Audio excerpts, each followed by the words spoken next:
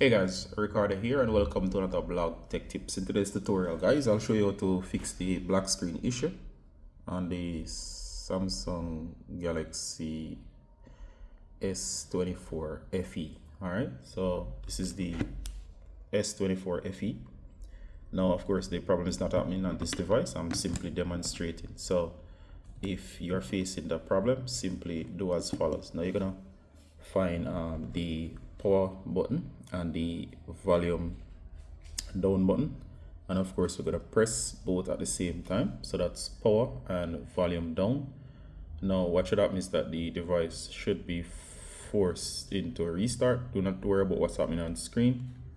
So of course you're going to press power and volume down.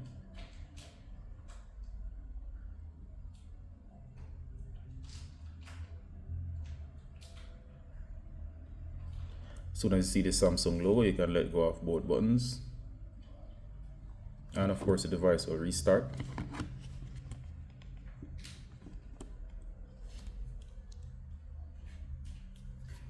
Alright, so if it was having the black screen issue, it should fix the problem.